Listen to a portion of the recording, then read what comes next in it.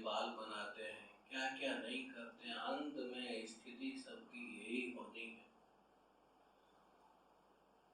ये स्थिति कम से कम कुछ समय लगा के अगर विचार करता रहे व्यक्ति, तो उसका ध्यान, उसका जो पराक्रम है और जो आवेश है भौतिक वस्तु आदि के प्रति, वो एक क्षण में समाप्त होके पुनः वही लाइन पकड़ेगा। तो इसके लिए क्या है, गुरुजन, गुरु देवता किस लिए होते हैं? इसीलिए होते हैं।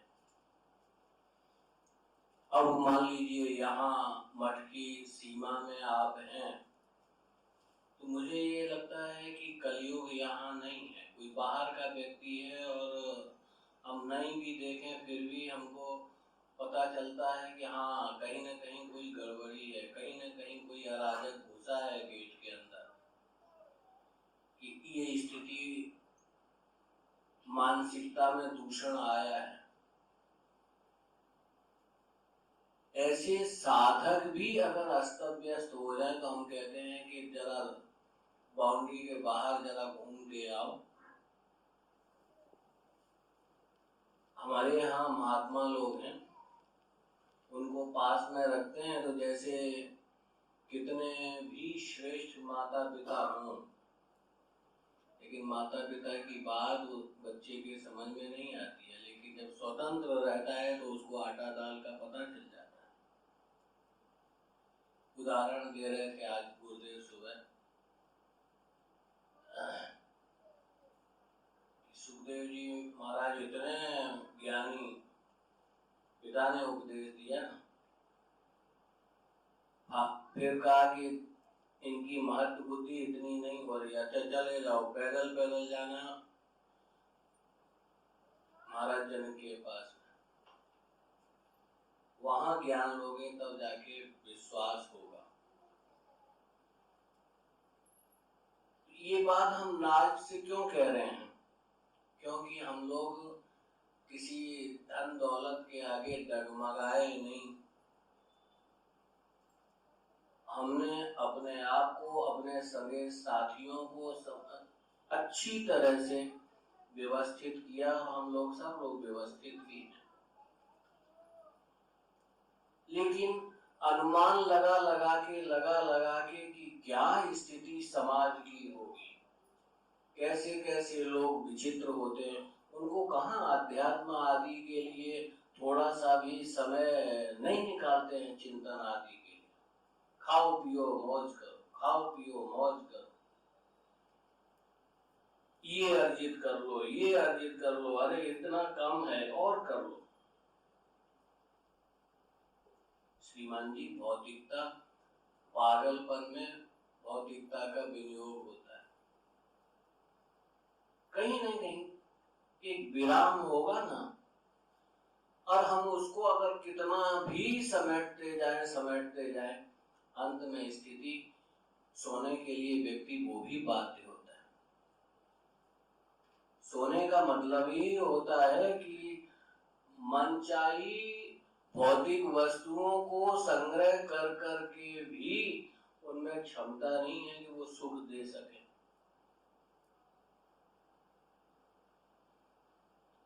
ऐसी जगह पर चिंतन करेंगे तो गुरुदेव के अतिरिक्त संसार में कहीं कोई नहीं होगा।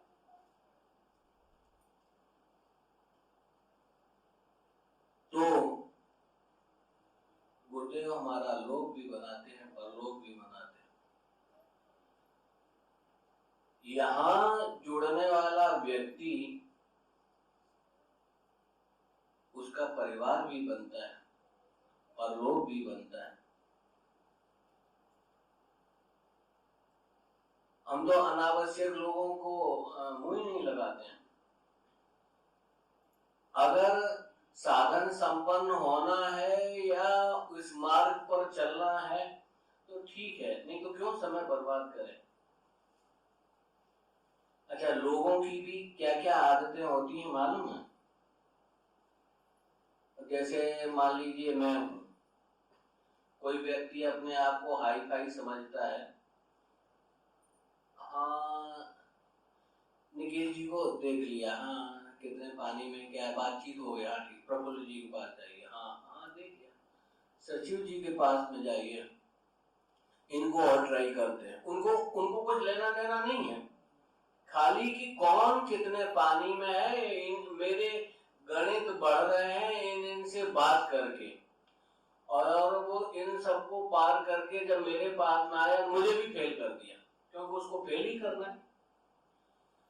अरे ये भी ऐसी है, शंकराचार्य से जब तक बातचीत नहीं होगी तब तक मेरा कोटा पूरा नहीं होगा।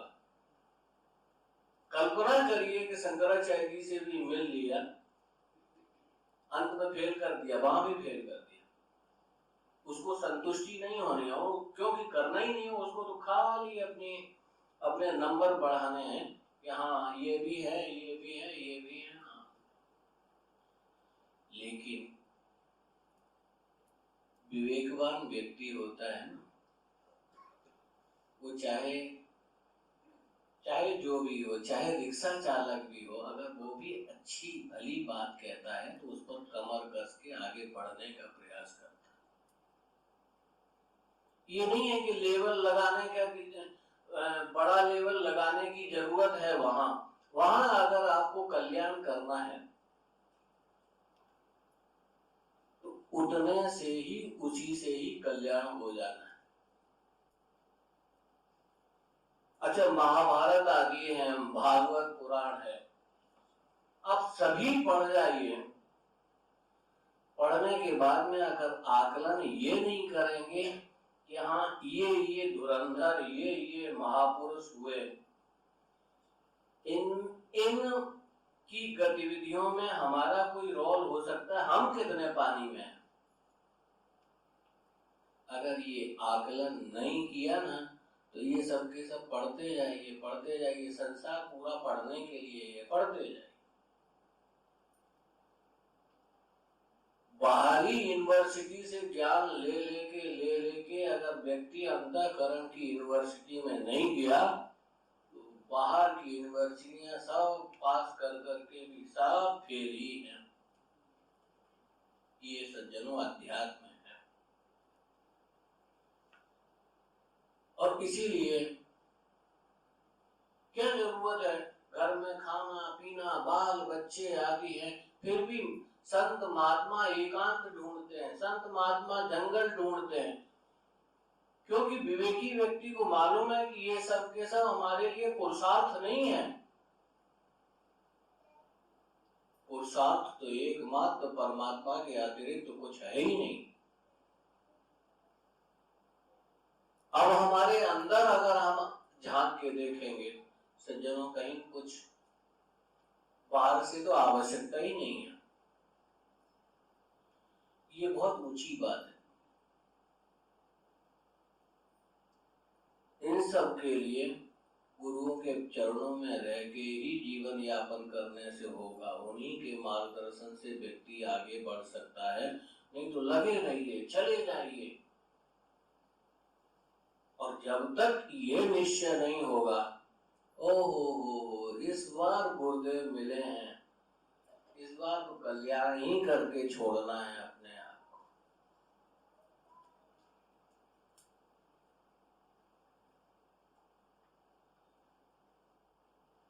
भारत में कमी नहीं है उपदेशकों की, भारत में कमी नहीं है गुरुओं की, लेकिन एक आकलन तो ये भी करना चाहिए ना कि हम जा कहाँ रहे हैं, हमको ले जाया जा रहा है, हम जा कहाँ रहे हैं। इसलिए इस भारत भूमि में जन्म हुआ तो इस जन्म का एकमात्र लक्ष्य होना चाहिए कि बिना नंबर 2 की सोच के धर्म अध्यात्म ही हमारा जीवन है, हमारा लक्ष्य। जब तक इतनी मजबूती ना आए सज्जनों, तो चले जाना है, कहीं भी मार्ग नहीं है।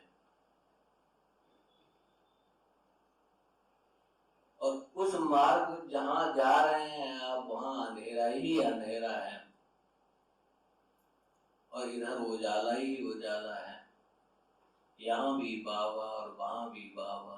मैं इसी के साथ अपनी वाणी को विराम देता हूँ। गुरुदेव का आशीर्वाद लीजिए।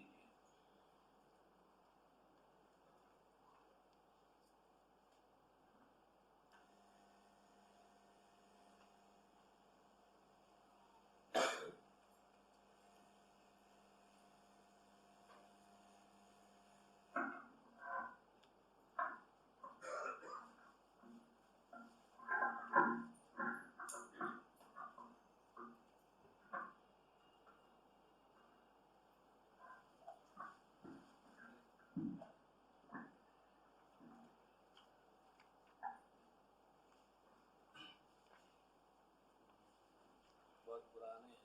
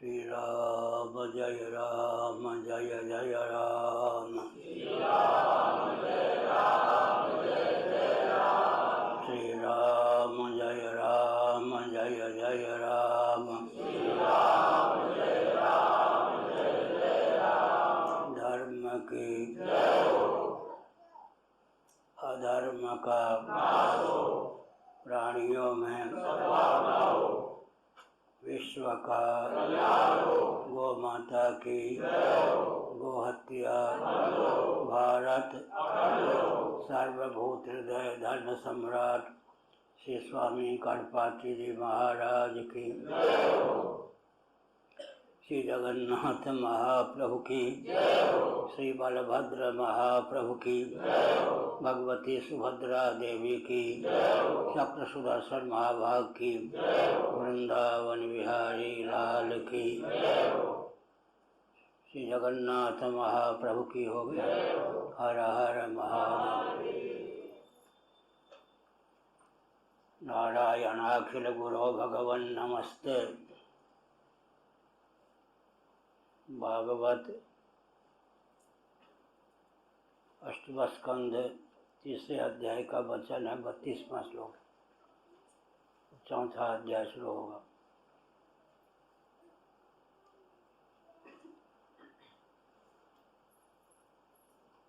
श्री शुक उवाच।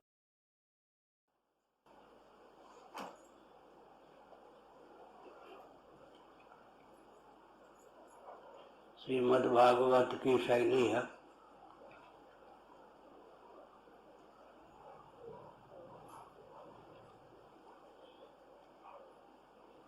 भगवद भावापन्न सत्पुरुष के नाम के पहले श्री शब्द का प्रयोग होता है, अन्यथा नहीं।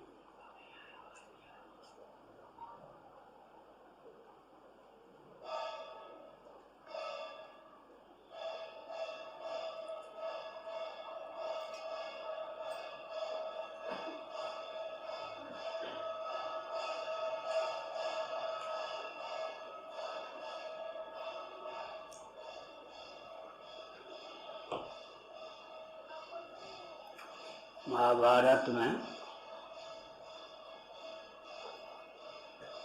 श्री शब्द का प्रयोग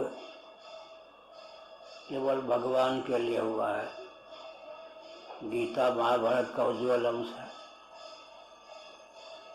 श्री भगवान वाच, संजय अर्जुन के वचन हैं, लेकिन श्री शब्द का प्रयोग नहीं है। भागवत की विधा अलग है। भगवत भावापन्न जब व्यक्ति रहता है, बोलता है, तो श्री लगाया जाता है। वही जब लोक दृष्टि से बात करता है तो श्री हटा दिया जाता है। श्री नारद उवाच है, लेकिन नारद जी ने पूर्व जन्म कर्म का प्रतिपादन किया तो नारद उवाच श्री कभी लगता है, कभी हटा दिया जाता है।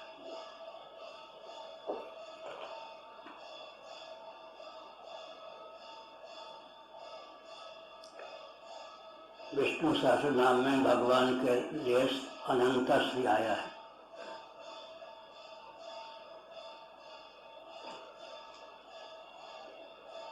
आजकल कोई भी अपने नाम के पहले अनंत से विभूषित लगवा लेता है, लगा लेता है। नेपाल नरेश के लिए श्री पांच का ही प्रयोग होता था।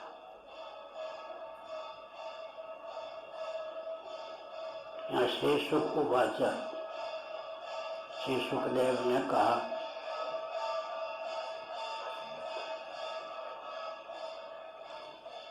सत्रह 9/2024 को 8वें स्कंद के 3रे अध्याय की पूर्ति हुई थी और 4था अध्याय प्रारंभ है।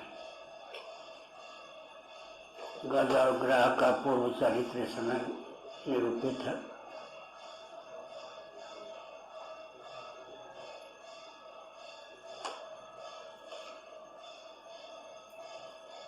अनादिकाल से जन्म मृत्यु का शिकार जीव होता रहा है। मृत्यु का अर्थ अस्तित्व का विलोप नहीं है। स्थूल शरीर का त्याग ही मृत्यु है।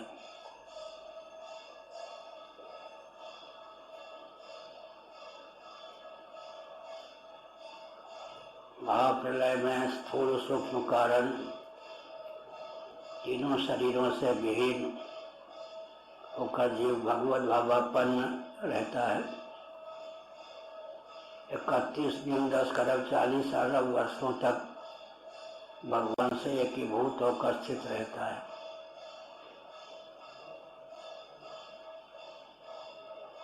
लेकिन लौते पौरुदेहिकम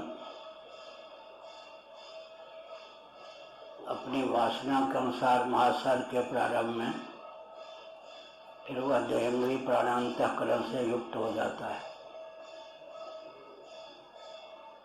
इसलिए कहा गया था, स्थिति और दृष्टि दोनों में तालमेल चाहिए।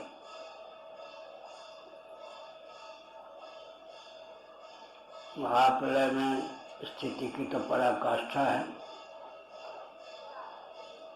लेकिन दृष्टि न होने के कारण वह स्थिति विगलित हो जाती है, उससे च्युत होना पड़ता है। दृष्टि है, स्थिति नहीं, तो भी काम नहीं बनता। जानत है परमानत नहीं मनी राम सैलानी मन उच्छृंखल। जाना में धर्मम न समय प्रवृत्ति, जाना में धर्मम न समय निवृत्ति। पांडव गीता महाभारत के अनुसार दुर्योधन का यह कथन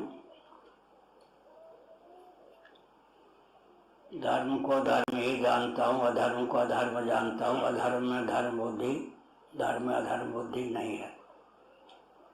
फिर भी धर्माचरण में प्रीति प्रवृत्ति नहीं है, अधर्म से निवृत्ति नहीं है।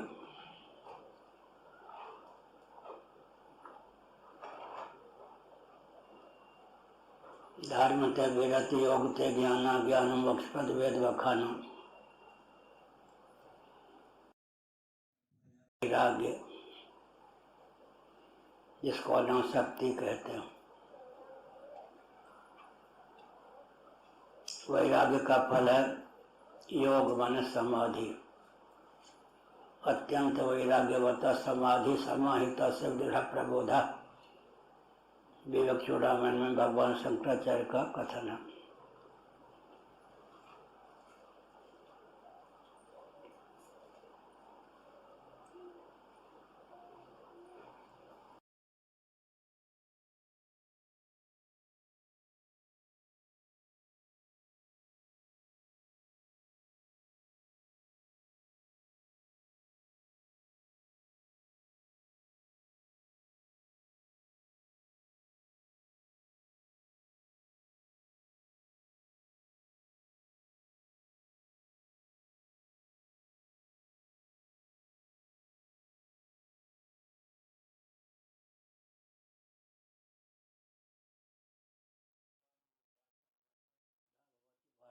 गीता का वचन है।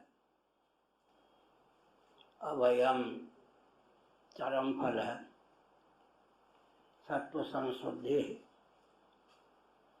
सत्व शुद्धि, उसके बाद उसके बाद ज्ञान योग में विवस्थिति, उसका फल है अभय।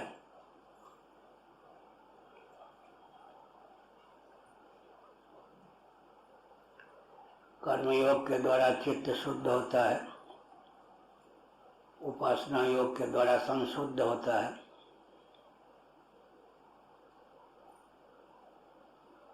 फिर ज्ञान योग में अधिकृत होकर ज्ञान योग से संपन्न होता है, फिर अभय को प्राप्त होता है।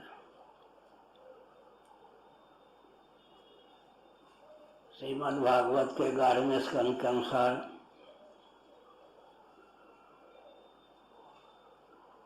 जो विवेकी होते हैं, विमल विवेक न होने पर वो भी भयभीत रहते हैं। ऊपर भगवान की ओर दृष्टि डालते हैं तो लगता है काल जासु को दंड, प्रमाद हुआ तो भगवान दंड दिए बिना नहीं रहेंगे। नीचे भव की ओर दृष्टि होता है तो भव निकले बिना नहीं रहेगा। ऊपर से भी भयभीत, नीचे से भी भयभीत। लेकिन जो भगवान को आत्मी ही नहीं बल्कि आत्मा स्वरूप भी जान लेते हैं, वे अभय पद को प्राप्त हो जाते हैं। किसी से भयभीत नहीं होते और भयभीत होने योग्य किसी कर्म में उनकी प्रीति प्रवृत्ति नहीं होती।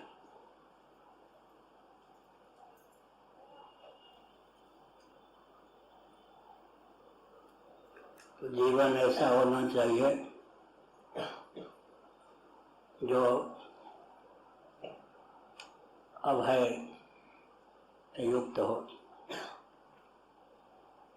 तमोगुण की प्रगल्भता में जो अभय होता है, कालांतर में भय में परिणत हो जाता है।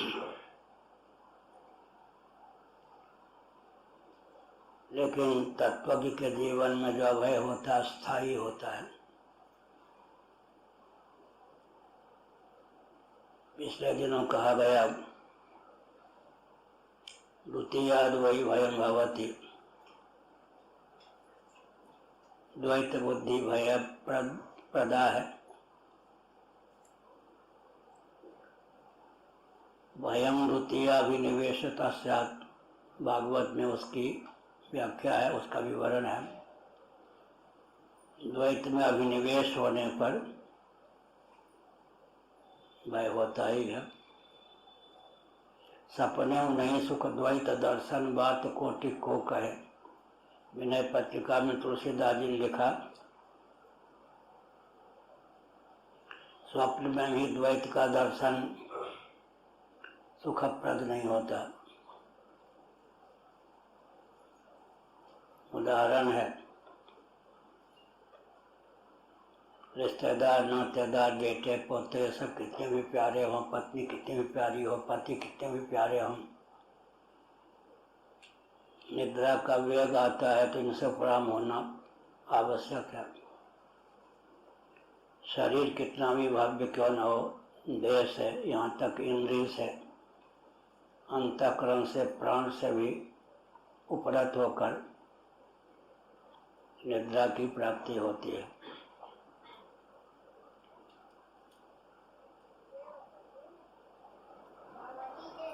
गाढ़ी नींद का वेग व्यक्ति के जीवन में इंद्रिय प्राणांतकरण से उपरत करने का उदाहरण है।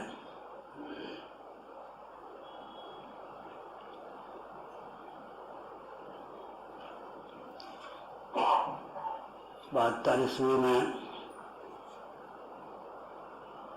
वृंदावन में पूज्य जी के आश्रम में मैं रहता था। एक दिन के लिए ज्योतिष पीठ के मन शंकराचार्य श्री कृष्ण बोधाश्रम जी महाभाग बुलाए गए। आए,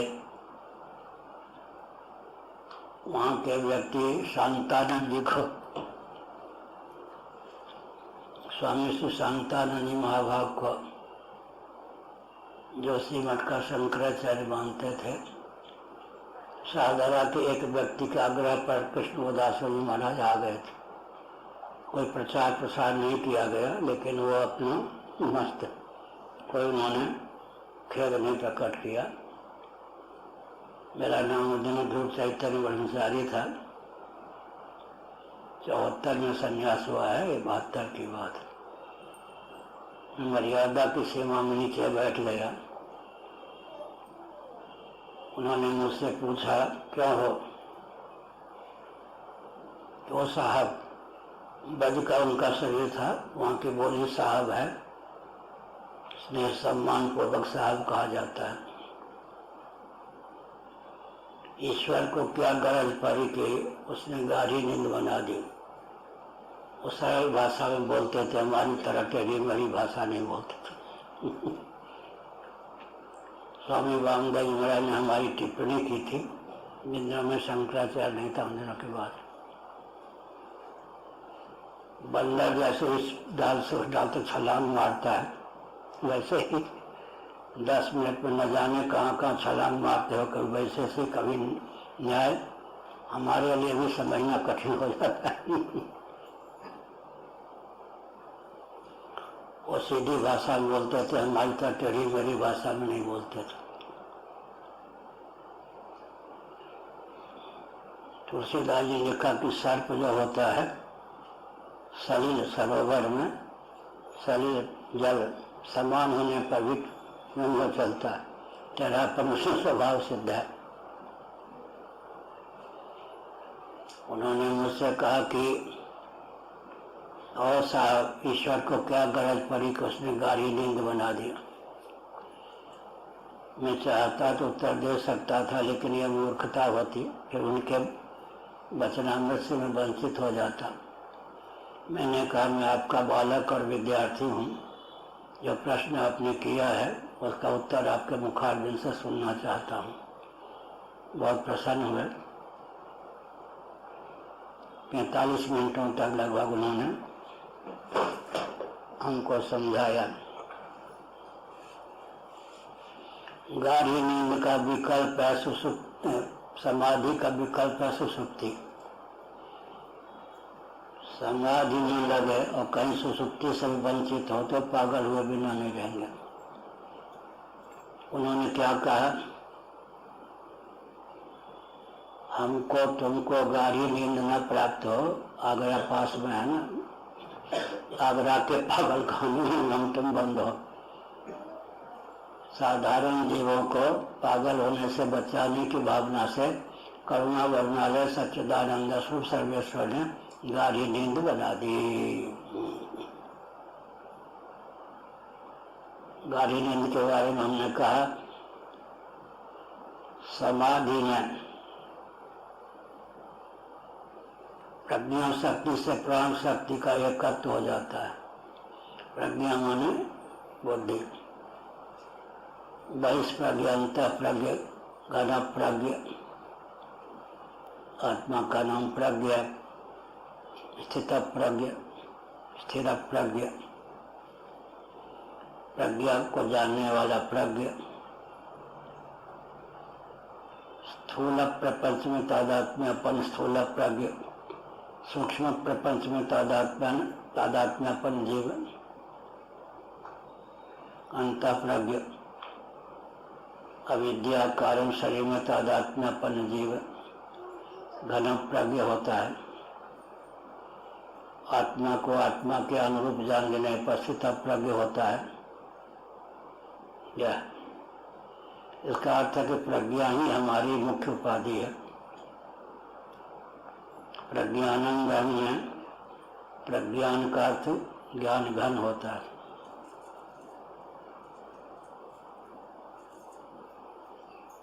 तो एक विचित्र बात है,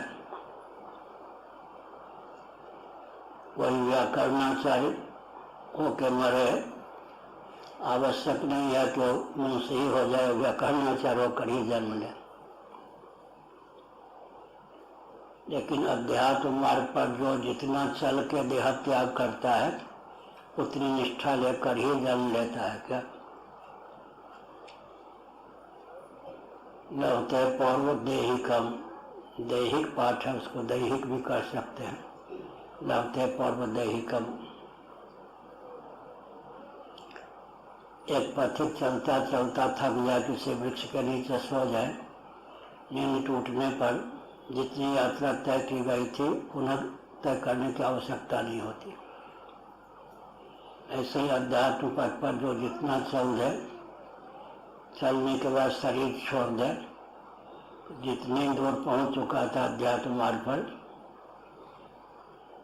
उतनी देर पहुंचा हुआ ही जन्म लेगा, उसको स्मृति होगी, फिर चलना नहीं होगा।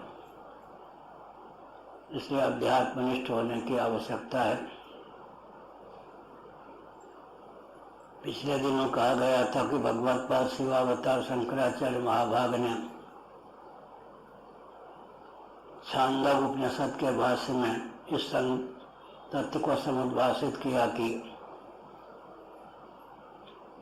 वैराग्य का विषय अनात्मा प्रपंच है, विवेक का फल वैराग्य है। जो जिससे विरक्त होता है वो उसका नायक हो जाता है, अधिपति हो जाता है। वही कहे कि आप अधिनायक बनोगे या अधीन, क्या उत्तर देंगे? अधिनायक। जनमन गण अधिनायक जाए, अंग्रेजों की स्तुति में रविन्द्रनाथ टैगोर का यह वचन था, जनगण मन अधिनायक जाए। बाद में इसको राष्ट्रगीत के रूप में उद्भाषित किया गया। तो विचित्र बात यह है, जितनी निष्ठा लेकर देह त्याग करेंगे उतनी निष्ठा लेकर ही जन्म लेंगे। लवते पौर्वदेहिकम, पौर्वदेहिक निष्ठा की प्राप्ति होगी, उससे आगे चलने लगेंगे। इसलिए अध्यात्म पथ पर चलने की आवश्यकता है। अध्यात्मिष्ठ व्यक्ति को घाटा है ऐसा नहीं समझना चाहिए। क्यों नहीं समझना चाहिए? अनात्म प्रपंच से विरक्त होता है तो समस्त अनात्म प्रपंच का अधिनायक हो जाता है। जो जिससे विरक्त होता है उसका अधिनायक हो जाता है। जो जिसमें अनुरक्त होता है वह उसका अधीन बनोगे हो जाता है। अधीन बनोगे अधिनायक। अधिनायक वही हो सकता है जो समस्त अनात्म प्रपंच से विरक्त है, वह समस्त अनात्म प्रपंच का नियामक बन जाता है। इदं ज्ञान उपासित्य मनसा धर्म आगता है। जिस धर्म का मैं उपदेश करने जा रहा हूँ अर्जुन, उसे आत्मसात करने पर मेरे साधर्मी को, भगवत साधर्मी को जीव प्राप्त हो जाता है। अर्जुन एक वृक्ष भी है। चित्रकूट में नदी के तट पर अर्जुन वृक्ष होते। अर्जुन माने ऋजुभाव संपन्न, वक्रता जिसके जीवन में न हो, टेढ़ापन जिसके जीवन में न हो। दैवी संपत्ति संपन्न व्यक्ति अर्जुन होता है।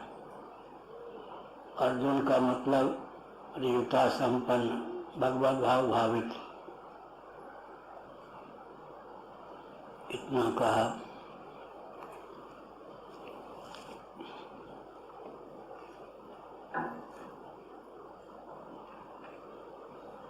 अब गज और ग्रह का पूर्व चरित्र तथा उनका उद्धार। गज है, ग्रह है।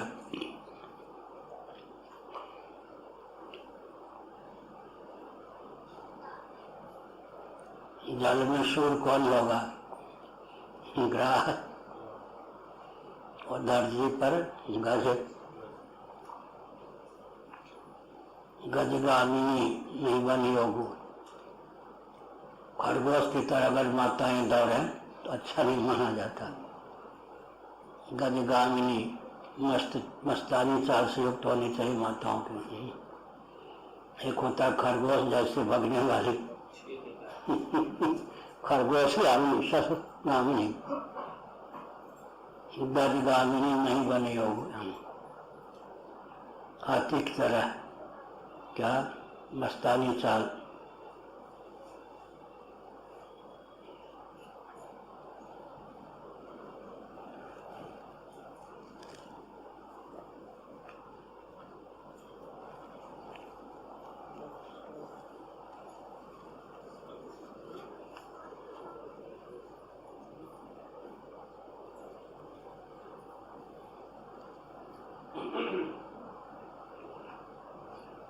श्री सुखवाच, श्री सुखदेव जी ने कहा,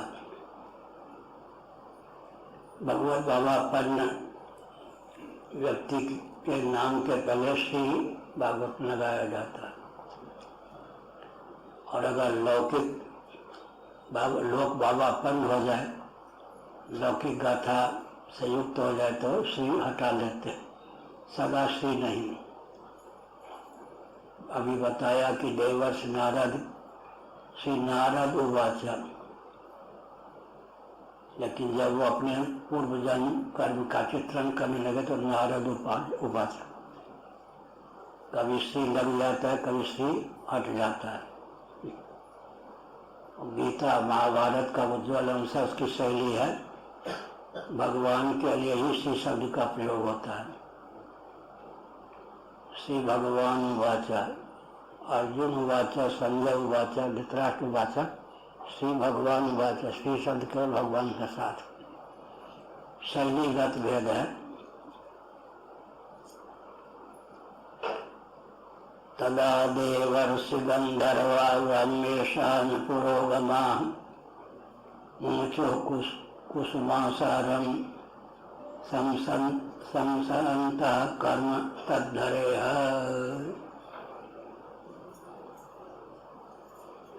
उस समय ब्रह्मा, शिव आदि देवता ब्रह्मेशान पुरोगमा, ब्रह्म ईशान, ब्रह्म का अर्थ यहाँ ब्रह्मा है।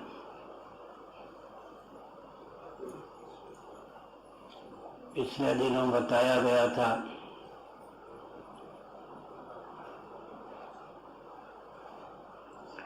ब्रह्मा ईशान ब्रह्मेशान।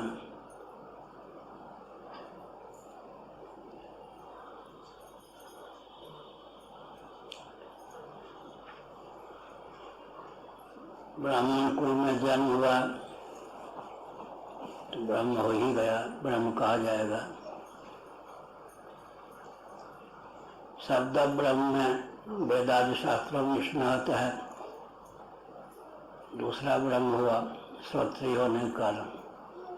पर ब्रह्म निष्णात है तो ब्रह्मनिष्ठ है तो तीसरा ब्रह्म। तीनों ब्रह्मत्व से युक्त व्यक्ति पूरा ब्राह्मण है। ब्राह्मण है।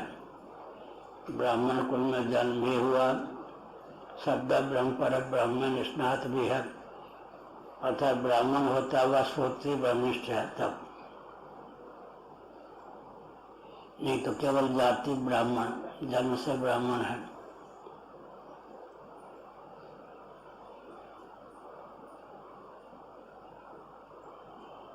उस समय ब्रह्मा, ईशान, शंकर आदि देवता, ऋषि और गंधर्व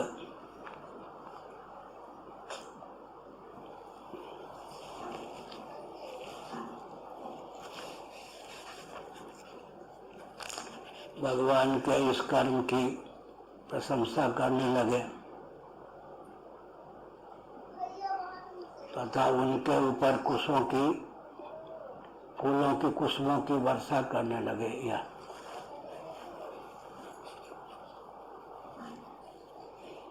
वेद व्याकृतम यच्छन ईशन पतति वहीमं पुष्प वृष्टिवत। मस्तराम जी थे, स्वर्गाश्रम की ओर गंगा जी के बीच में एक टीला था, उस पर रहते थे। किस जाति के हैं, कहाँ के हैं छिपाते थे। 1966 की बात,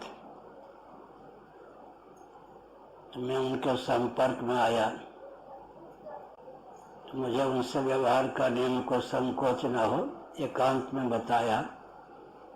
उत्तर प्रदेश और बिहार की सीमा पर उनका जन्म हुआ था, वर्ण से ब्राह्मण ही थे। बद्रीनाथ में हम दोनों कई महीने तक रहे थे और तप्त कुंड के एक ओर वो सो जाते थे, दूसरी ओर मैं सो जाता था। वो मुझे सखा मानते थे, मैं उनको गुरु के समान मानता था। उन्हीं की रचना है। गीता गोयम भी अपने यहाँ से प्रकाशित है। उसको बच्चे सी गीता कहते थे, छोटी गीता। लड्डू ले लो, बाद में मिलेगा। अच्छा, जा रहा है। उन्होंने बनाया वेद व्याकृतम यच्छन शनै पतति वहीमं पुष्प वृष्टिवत।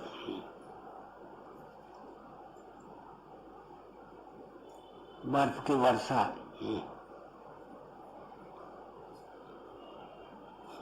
एक बद्रीनाथ में, बद्रीनाथ के पीछे मंदिर में, मंदिर बद्रीनाथ के पीछे एक टीले पर कोई महात्मा रहते थे। सिद्ध के रूप में उनकी प्रसिद्धि थी। मस्तराम बाबा ने उनसे कहा कि सिद्ध का दर्शन किया है, मेरी भावना एक बार कर लो। एक गुफा में उनकी प्रसिद्धि थी कि 12 महीने वो गुफा में ही रहते थे। एक चलवा रहता था, भोजन बना के दे देता, लेकिन बहुत सर्दी होने पर वो नीचे चला जाता। इतने काजू किशमिश इत्यादि रख दिए जाते कि वो उन दिनों भी अपना उनका सेवन करके काम बना लेते। मैं मिलने गया, मेरी झड़प हो गई। मैं तो आयु में छोटा था। आया तो मस्तराम जी ने कहा सिद्ध महात्मा का दर्शन किया। आपने कहा सिद्ध नहीं, वो तो दम भी है। अच्छे व्यक्ति में भी बुरी बुद्धि तुम्हारे लिए ठीक नहीं है। हमने कहा थोड़े समय बाद देखिएगा क्या होता है। वो निकले चीन के गुप्तचर। भारतीय होने पर भी चीन के गुप्तचर निकले। एक विचित्र बात है। फिर हमारी बात सत्य हो गई, मस्तराम बाबा की भावुकता हट गई। ऐसा भी होता है क्या? 6 बजे तक था क्या? वही गया। फिर तो कर्म की प्रशंसा करने लगे और उनके ऊपर फूलों की वर्षा करने लगे।